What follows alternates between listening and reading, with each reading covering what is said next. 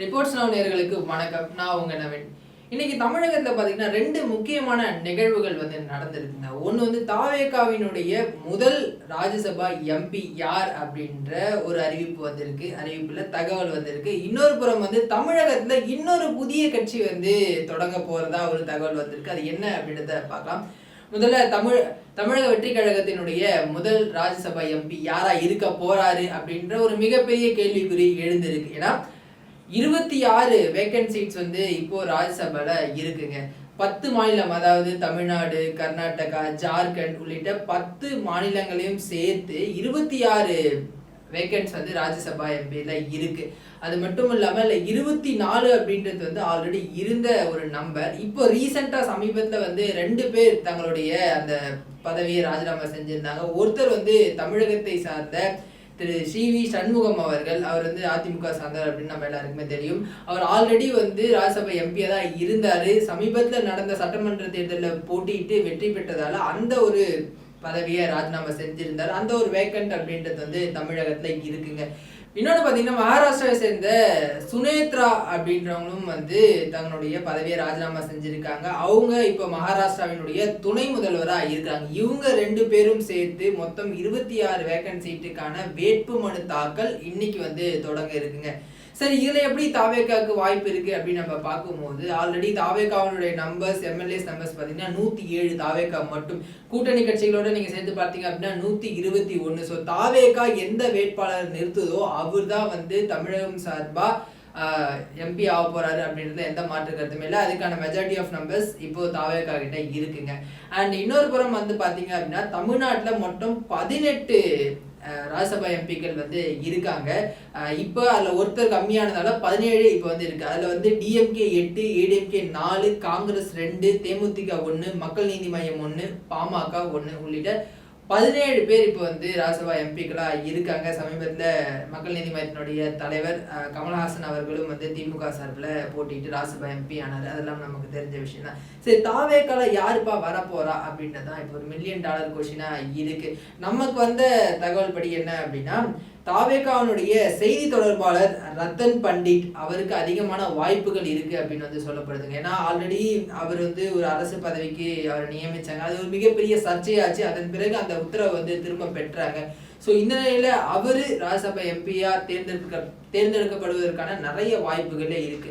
அடுத்த ஆப்ஷனா அவங்க வச்சிருக்கிறது பாத்தீங்கன்னா, திரு விஜய் அவர்களுடைய நண்பர் விஷ்ணு ரெட்டி. இவர் பல இடங்கள்ல நீங்க பார்த்திருப்பீங்க. விஜய் அவர்கள் கூடவே இருப்பாரு. பதவியேற்பு விழாப்பவும் சரி, ஆளுநரை பார்த்தப்பவும் சரி, அவர் கூடவே இருந்தாரு. ஸோ அவர் இருக்க போறாரா அப்படின்றது மிகப்பெரிய ஒரு கொஸ்டின் மார்க்கா இருக்கு. இன்னொரு புறம் காங்கிரஸ் சார்பில் பிரவீன் சக்கரவர்த்திக்கு இந்த இடத்த கேட்கிறாங்க அப்படின்ற மாதிரியும் தகவலும் இருக்குன்னா, காங்கிரஸ் தாவேகா கூட்டணி அமையறதுக்கு முக்கிய பில்லரா இருந்தது பிரவீன் சக்கரவர்த்தி அவர்கள். எலெக்ஷனுக்கு முன்னாடி அந்த முயற்சிகளை அவர் மேற்கொண்டாரு. எலெக்ஷனுக்கு பிறகு ஒரு வழியா 2 பேரும் இப்ப கூட்டணி இருக்கிறதுனால அவருக்கான வாய்ப்புகள் எந்த அளவுக்கு இருக்கு அப்படின்றத பொறுத்து தான் பண்ணணும். ஸோ இந்த 3 பேர்ல ஒருத்தர் தான் தாவேகாவினுடைய ராஜ்யசபா எம்பி ஆக போறாங்க. சரி, வேட்பு மனு தாக்கல் இன்னைக்கு ஸ்டார்ட் ஆகுது. ஜூன் 8ஆம் தேதி கடைசி நாள் அந்த வேட்பு மனுவை நீங்க தாக்கல் செய்யறதுக்கு. ஜூன் 9ஆம் தேதி வேட்பு மனு பரிசீலனை செய்யப்படும். ஜூன் 11ஆம் தேதி திரும்ப பெறுவதற்கான லாஸ்ட் டேட். ஒருவேளை எலெக்ஷன் நடந்துச்சு, இப்ப 2 பேர் கேண்டிடேட் நிறுத்துறாங்க, எலெக்ஷன் நடந்துச்சு அப்படின்னா ஜூன் 18ஆம் தேதி மார்னிங் 9 o'clock ஈவினிங் 4 o'clock வரையும் இந்த எலெக்ஷன் அப்படின்றது நடைபெறும்.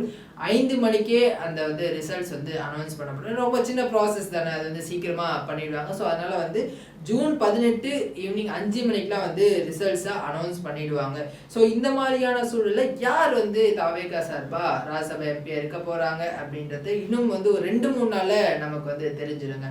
இது இன்னொரு ஒரு நியூஸ்ங்க. இன்னொரு பக்கம் தமிழகத்துல இன்னொரு புதிய கட்சி உதயமாகிறது அப்படின்ற ஒரு தகவலும் இப்போ கசிஞ்சிருக்கு. அது யார் அப்படின்னா, தமிழக பாஜகவினுடைய முன்னாள் தலைவராக இருந்த திரு அண்ணாமலை தனி கட்சி தொடங்க போகிறார் அப்படின்ற ஒரு செய்தி தான் இப்போ நம்ம கேட்டுட்டு இருக்கோம்.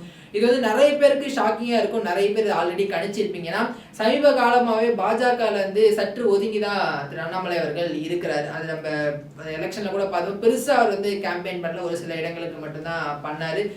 பாஜக தலைமை மீது அண்ணாமலை அதிருப்தியில இருக்காரு அப்படின்ற மாதிரியான செய்திகள்லாம் அப்பவே வந்துச்சு. ஸோ இதெல்லாம் கனெக்ட் பண்ணி பார்க்கும்போது புது கட்சி தொடங்குவதற்கான சாத்தியக்கூறுகள் மிகப்பெரிய லெவல்ல இருக்கு அப்படின்னு தாங்க சொல்லணும். அது மட்டும் இல்லாம வருகிற 4ஆம் தேதி திரு அண்ணாமலை அவர்களுடைய பிறந்த நாள். அன்னைக்கு தான் தன்னுடைய புதிய கட்சியை அவர் தொடங்குவார் அப்படின்னு எதிர்பார்க்கப்படுது.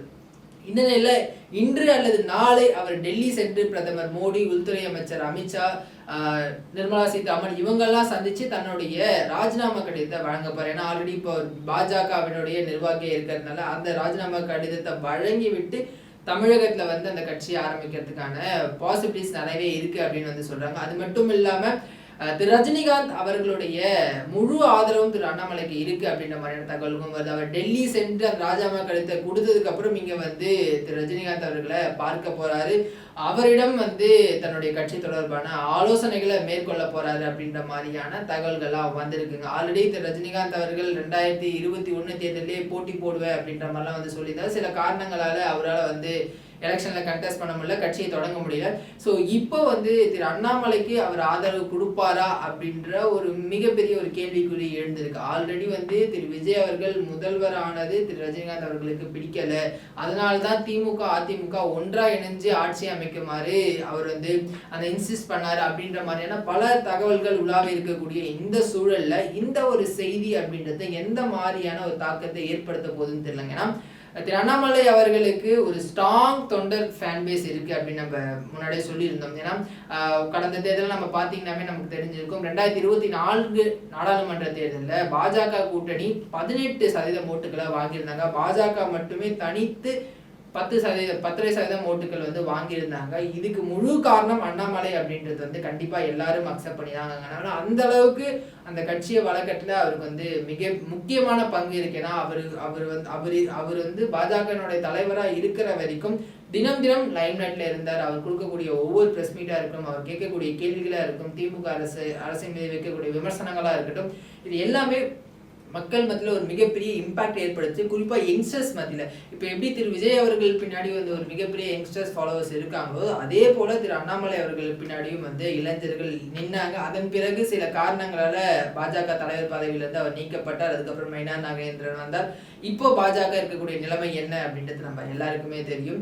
ஸோ இளைஞர்களுடைய சப்போர்ட்டும் இருக்கிறதுனால திரு அண்ணாமலை இதுதான் சரியான தருணம் அப்படின்னு நினைக்கிறாரோ என்னவோ கட்சி தொடங்குவதற்கு. ஏன்னா இன்னும் வந்து ஒரு 5 வருடம் இருக்கிறது. நடுவில் 2029 நாடாளுமன்ற தேர்தலும் வரப்போகுது. இதுல வந்து களம் காண்டு எப்படி தங்களுடைய செல்வாக்கு இருக்கு அப்படின்றத பார்த்துட்டு 2031 முதல்வர் வேட்பாளரா திரு அண்ணாமலை இருப்பாரு அப்படின்றது வந்து எந்த மாற்று கருத்துமே இல்லை, ஒருவேளை கட்சி ஆரம்பிக்கப்பட்டால்.